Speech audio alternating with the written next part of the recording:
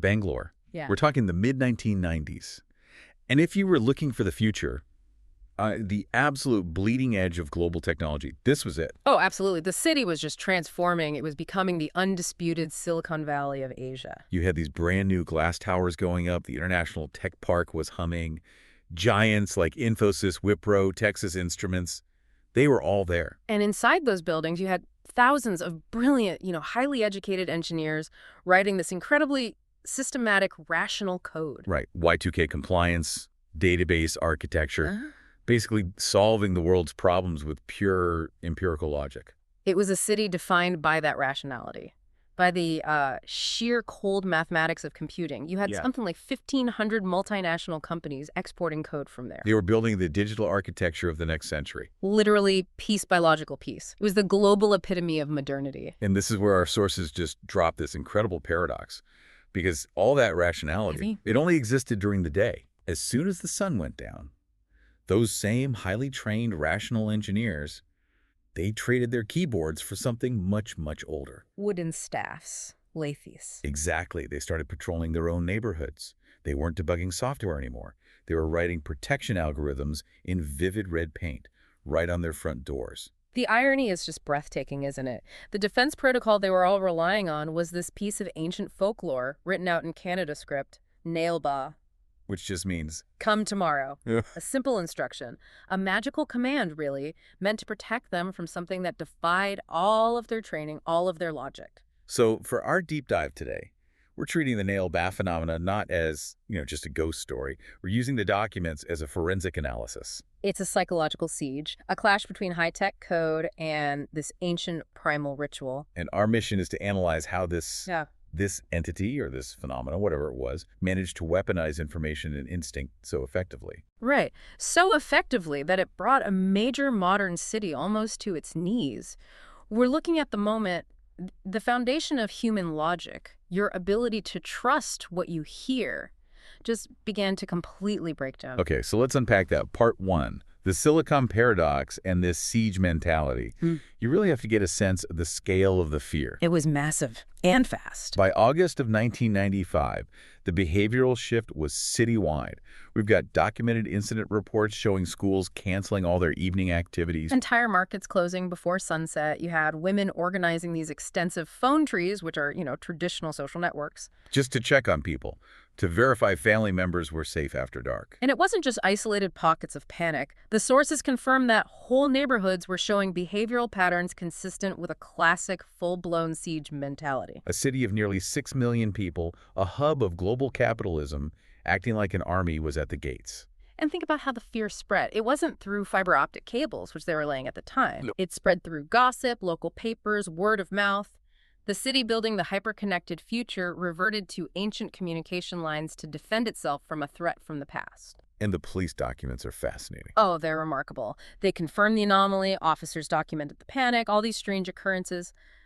But they kept noting the same things. No physical evidence. Zero. No bodies recovered.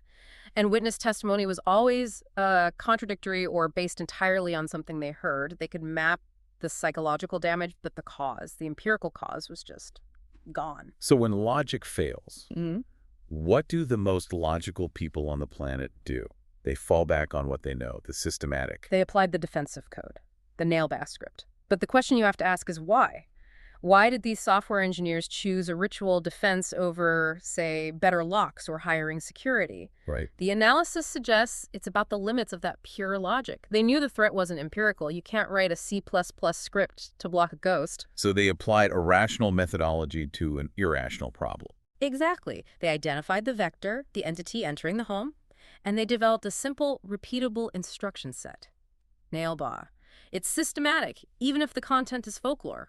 The defense protocol was systematic, yes, but it failed spectacularly when the entity began to exploit the bugs in the human architecture itself. Which brings us to case study A, the skeptic. This is a textbook breakdown of the rational mind. We're in Koramangala, September 12, 1995. Our subject is a 26-year-old software engineer, highly educated, rational, calls himself a skeptic. and he consciously refused to participate in what he termed the collective delusion.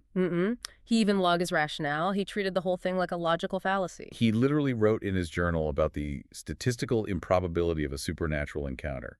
He thought his intellect was enough of a defense. And so it's 11:47 p.m. He's alone, working late. His door is deliberately unmarked, and then he hews them. 3 distinct, sharp impacts on the door. He tries to rationalize it, neighbor, the wind, whatever.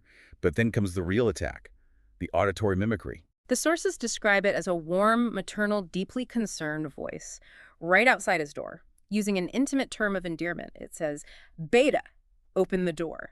And the sources confirmed this was a perfect phonetic match for his mother's voice. I mean, how is that even possible in 1995? This is way before modern AI deepfakes. That's the core of it. The analysis says the fidelity wasn't just about pitch or volume. It was the precise emotional signature, the warmth, the concern, the specific cadence of his mother. The voice analysis confirmed the match, but the contradiction was his empirical knowledge. His mother lived 130 kilometers away in Mysore. And he knew she was there, verifiably home. And this is the moment his entire logical firewall just disintegrates. His own notes describe the internal conflict. The second he heard that voice, his brain split in two. He wrote, "Logic said, impossible. Instinct said, mother." And this is where we shift from folklore to pure neurology. Absolutely. The sources really stress the speed of the failure here. Your prefrontal cortex, the seat of rationality, it needs time to process. It's slow. But the stimulus, that voice, it didn't go there. No. It went straight to the amygdala, the primal emotional core. The mother signal is one of the oldest, most powerful neural triggers we have. Logic never stood a chance. Instinct won the race in less than 0.3 seconds. 0.3 seconds. He went to open the door. It was later found vacant, unlocked. All his personal effects untouched. Subject status, unresolved. The entity won by completely bypassing the rational mind. And this case really shows us that logic isn't a defense against neurology. You can't pause to check phone records when your most basic biological triggers are pulled. The entity found the critical vulnerability in the human code base, emotion. So if the first case was about the failure of skepticism, the next one shows the entity targeting something even older, even stronger than logic. Pure biological imperative. This takes us to case study B, the protector. We're in Indiranagar, October 3rd. The subject is a 31-year-old mother, and this is crucial. Her 4-year-old daughter is asleep in the bed right next to her. And this home did have the Nale Ba marking. The rational, systematic defense was in place. The attack comes at 2:14 a.m. 3 knocks.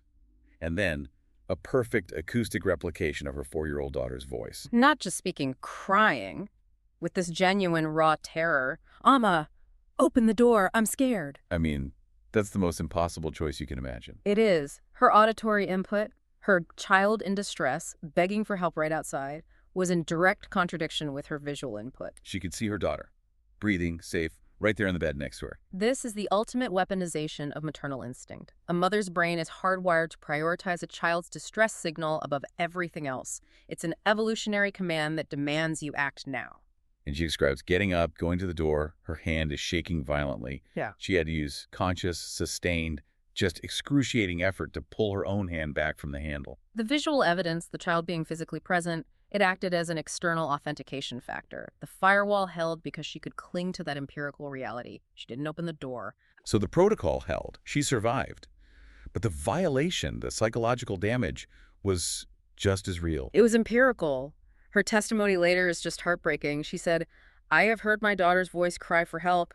How do I trust my own ears now?" Wow. And the documents make a chilling point here. The entity doesn't need to get inside to win. The psychological damage happens whether the door opens or not. By forcing that choice senses versus reality, it instills this fundamental, lingering distrust of your own perception. Because in that moment, both things can't be true. Exactly. That really deepens the whole idea of the siege mentality. It's not just a physical defense, it's a cognitive one. Which brings us to our final case. Case study C, the corrupted firewall. This is the moment the city's engineering mindset finally finds the bug. And implements a patch. We're in Jayanagar, October 21st. The vulnerability here wasn't psychological, it was environmental. Heavy monsoon rain, over 8 inches in 6 hours. And the system failure, in retrospect, was completely predictable. The protection code, the Nale Ba script, it was written in water-soluble paint. So the paint starts to streak, run down the door, the inscription degrades, becomes less than 60% legible. The code was corrupted. The instruction set was scrambled. What should have been? The Gomakabarak had become, something like... And the entity immediately exploits it. 10:33 p.m. 3 knocks. This time, it uses a perfect replication of the father's brother's voice, with a very specific, recognizable Delhi accent. Saying, hey, open the door, I'm getting soaked. And the brother lived 1,100 miles away. The familial duty trigger is pulled. The father hears his brother. He starts moving to open the door. But then his professional training kicks in. Not because of the voice. It was a physical artifact. Yeah.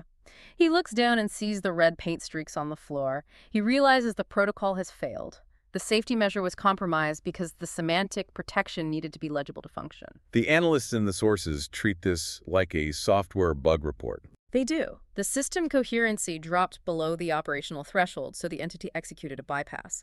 The family survived by retreating, refusing to open the door. They just waited until morning. They recognized the system had failed, but they stuck to the meta protocol. Do not open the door. And the post-incident analysis is perfect. They treat the folklore like version control. Version 1.0 had a critical bug, water solubility. So the father's fix wasn't to abandon the ritual, it was to implement a hardware upgrade. He repainted Nale Ba, but this time with oil-based paint, weatherproof, persistent. It functionally guaranteed the coherence of the instruction set. So they debugged the folklore. The engineering mindset won, in a way. They couldn't explain the entity, but they could debug their defense against it. The code had to persist to function. So what does this all mean for us, for you listening? The Nale Ba phenomenon really shows this catastrophic, instantaneous breakdown of human logic when we're faced with a perfect auditory contradiction. It forces an impossible neurological choice between your most primal instincts and the empirical evidence right in front of you. And that mimicry aspect is what the analysis focuses on so intently. The horror of the uncanny valley isn't just visual, it's about perfect emotional and vocal replication. The entity didn't attack their bodies, it attacked the fundamental architecture of what makes us human. The skepticism of a rational mind, the love of a mother, the duty to family. The engineers of 1995 found a physical patch for their doors, an oil-based paint. But it leaves us with a really provocative thought for you to mull over. If, back in 1995, this simple, flawless replication of a voice, a perfect auditory deepfake, could cause entire high-tech neighborhoods to adopt a siege mentality and fundamentally distrust their own senses. Right. What are the implications today? Right. We are now fully immersed in a world where AI can generate not just perfect audio, but sophisticated visual deepfakes of your loved ones, of authority figures, all of them calling for your urgent help. It raises this essential question about our future capacity to trust our own senses against weaponized perfection. When the very input we rely on for safety is subject to perfect corruption, the logical firewalls we build might be, well, they might be completely irrelevant. We may all end up living behind doors marked with a very persistent, oil-based, "come tomorrow."